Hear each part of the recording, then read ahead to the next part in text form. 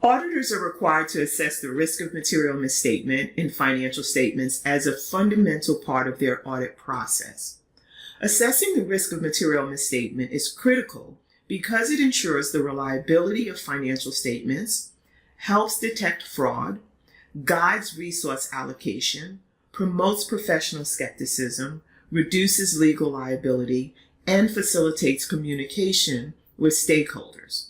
It is a fundamental aspect of the profession's commitment to providing accurate and trustworthy financial information to users of financial statements. While auditors are trained to perform thorough and objective examinations of financial statements, there are inherent limitations to the audit process. Auditors may not always detect material misstatements. For example, the complexities of financial transactions. Financial transactions can be highly complex in today's business environment, involving intricate accounting treatments, derivatives, and other financial instruments. Auditors may not fully understand or grasp the complexities of certain transactions, which can make it difficult to identify potential misstatements. Additionally, the potential for fraud and collusion is challenging for auditors. Perpetrators of financial fraud can go to great lengths to conceal their actions. They may manipulate documents, create fictitious transactions, or use sophisticated techniques to hide their activities. Further, in some cases, multiple individuals within an organization may collude to commit fraud. When people work together to manipulate financial records, it can be extremely challenging for auditors to detect fraud, as there may be fewer red flags or inconsistencies to identify. Therefore, audits provide reasonable but not absolute assurance regarding the accuracy and completeness of financial statements. To address these limitations, auditors continuously strive to improve their methodologies and adapt to changing risks in the business environment. This video can be found on the Center for Audit Quality's website. In this video, the expert panel discusses the factors that auditors take into account when performing risk assessment. The PCAOB has a suite of risk assessment standards that address audit procedures performed throughout the audit, from the initial planning stages through the evaluation of the audit results. In addition to providing insight into some of the business issues that are considered in their procedures, the panel provides an overview of the different data sources that they consult. The relationship between materiality and audit risk is fundamental to the audit process. Materiality and audit risk are two key concepts that auditors use to guide their work and make decisions about the nature, timing, and extent of audit procedures. Materiality and audit risk are inversely related. As materiality decreases, audit risk increases, and vice versa. When auditors set a lower materiality threshold, they are essentially saying that they consider smaller misstatements to be significant and important. This means they will conduct more extensive and rigorous audit procedures to reduce the risk of failing to detect such misstatements. Conversely, when auditors set a higher materiality threshold, they are indicating that they consider only larger misstatements to be significant. In this case, they may perform fewer audit procedures because smaller misstatements are considered immaterial and are accepted as a part of the audit risk. In summary, materiality guides auditors in determining what is significant in the financial statements, while audit risk guides them in assessing the overall risk of issuing an incorrect opinion. Auditors strike a balance between these two concepts by adjusting the nature, timing, and extent of their audit procedures based on the level of materiality they establish. The relationship between materiality and audit risk ensures that the audit process is tailored to the specific risk and needs of the engagement while maintaining the reliability of financial reporting. In this next CAQ video, the expert panel discusses how materiality impacts the auditor's risk assessment. The PCAOB auditing standards establish requirements regarding the auditor's consideration of materiality in planning and performing the audit. This consideration is one of the most important judgments that an auditor makes. In this video, the expert panel discusses the challenges that auditors face in determining the quantitative and qualitative elements of risk assessment at the consolidated financial statement level and at the individual component level. The audit risk model is a fundamental concept in auditing that helps auditors plan and execute their audit engagements systematically. It provides a structured framework for auditors to assess and manage the risk of issuing an incorrect audit opinion. The audit risk model is expressed as an equation. Audit risk is defined as the overall risk that auditors may unknowingly issue an incorrect audit opinion. It's the risk that the audit procedures fail to detect material misstatements in the financial statements. The auditor's objective is to keep audit risk at an acceptably low level, typically by performing procedures that minimize the risk of failing to detect material misstatements. Inherent risk is defined as the susceptibility of an assertion or account balance to material misstatement, assuming there are no internal controls in place.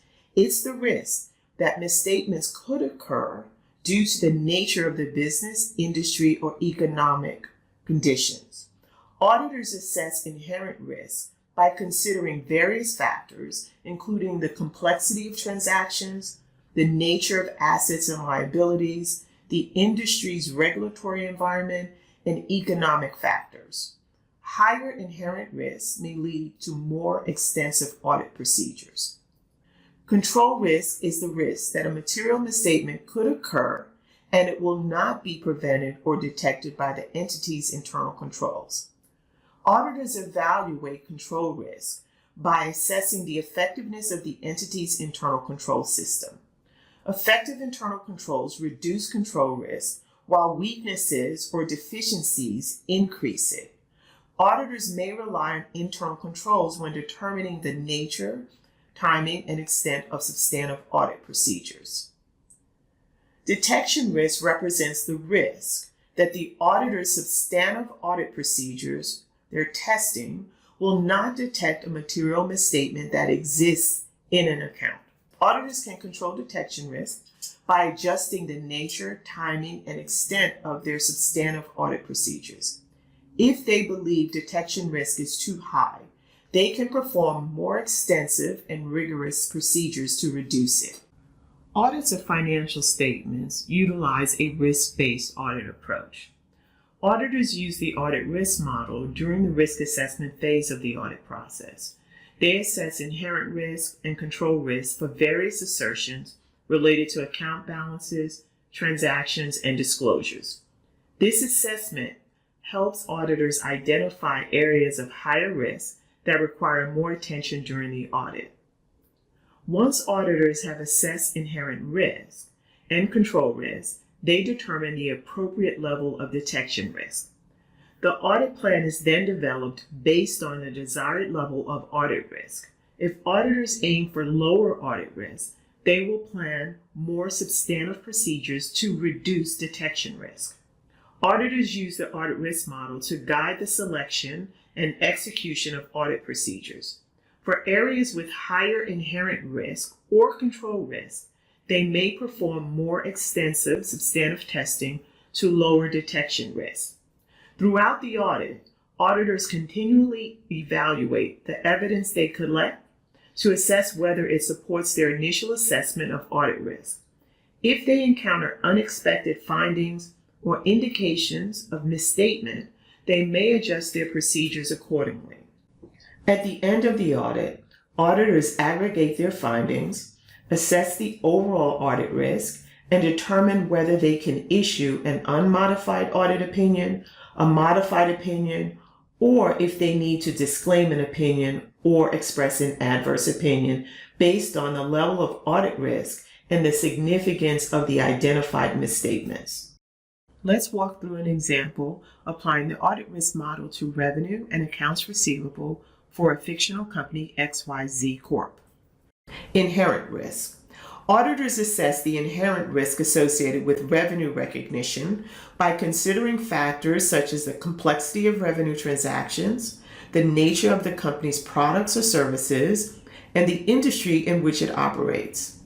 If they operate in a highly regulated industry with complex revenue recognition rules, the inherent risk may be assessed as high. The inherent risk associated with accounts receivable depends on factors such as the complexity of the company's credit policies, the age of accounts receivable, and the industry's economic conditions. If the corporation has a large volume of accounts receivable with extended credit terms in a volatile industry, inherent risk may be assessed as high. Now let's look at control risk for revenue. Auditors evaluate the effectiveness of internal controls over revenue recognition. If the company has strong controls in place, including automated checks and balances to prevent misstatements, control risk may be assessed as low.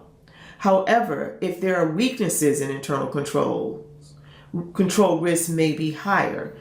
As it relates to accounts receivable, auditors assess control risks related to the accounts receivable by examining the effectiveness of controls over the recognition, valuation, and collection of accounts receivable.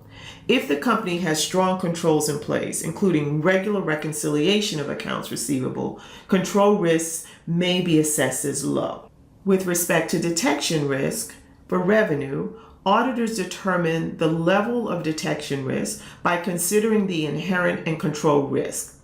If inherent and control risks are assessed as high, auditors may plan more extensive substantive procedures to lower detection risks. For example, they may perform detailed testing of revenue transactions, conduct revenue cutoff tests, and review contracts and sales agreements. With respect to accounts receivable, detection risk is influenced by the inherent and control risks associated with accounts receivable. If inherent and control risks are high, auditors may plan substantive procedures such as confirmations with customers, testing the valuation of accounts receivable, and reviewing the aging schedule of accounts receivable to reduce detection risks. In this example for XYZ Corporation, the audit team assessed the risk of material misstatement as moderate for revenue and the accounts receivable account. Importantly, they have assessed control risk as moderate based on their evaluation of XYZ's corporation internal controls related to these areas. In this example, the auditors assessed the risk of material misstatement as moderate for XYZ Corporation as it relates to revenue and accounts receivable.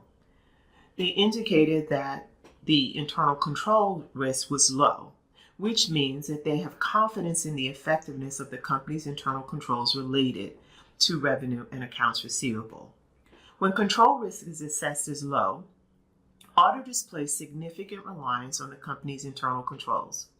This approach allows them to reduce the extent and depth of substantive procedures while still achieving their audit objectives. Here's how this reliance on internal controls and the modification of substantive procedures will work. Auditors will test controls because they assess the controls as being effective. Auditors will perform tests of controls to assess the design and operating effectiveness of the company's internal controls related to revenue and accounts receivable. For revenue, they may test controls such as sales order processing, authorization of sales, and reconciliation of sales records. If these controls are effective, it provides assurance that revenue is accurately recognized. For accounts receivable, they may test controls related to credit approval, billing, and the reconciliation of accounts receivable balances. Effective controls in these areas reduce the risk of misstatements. With respect to substantive procedures, while auditors rely on internal controls, they will still perform some substantive procedures, although to a lesser extent than they would if control risks were higher. Substantive procedures may include selecting a sample of transactions or balances for testing, confirming accounts receivable balances with customers, and reviewing the aging schedule of accounts receivable. The extent of substantive testing is reduced because the reliance on internal controls provides confidence that material misstatements are likely to be prevented or detected by the client's system of internal controls. Auditors may use smaller sample sizes for substantive procedures when control risk is low because they have confidence in the control's ability to detect errors or misstatements. Smaller sample sizes can make the audit process more efficient and less disruptive to the client. With respect to risk assessment, throughout the audit, the auditors continuously assess the risk of material misstatement. If they identify any weaknesses or deficiencies in controls, or if there are indications of misstatements, they may adjust their audit procedures accordingly. So, in summary, when control risk is assessed as low and inherent risk is assessed as moderate, auditors rely heavily on the effectiveness of internal controls to mitigate audit risk. They perform tests of controls to assess the control's design and operating effectiveness. While they still conduct some substantive procedures, these are typically limited in scope and extent. The combination of control testing and reduced substantive procedures aims to achieve audit objectives efficiently while maintaining confidence in the reliability of financial statement assertions. This approach is based on the premise that strong internal controls minimize the risk of material misstatement.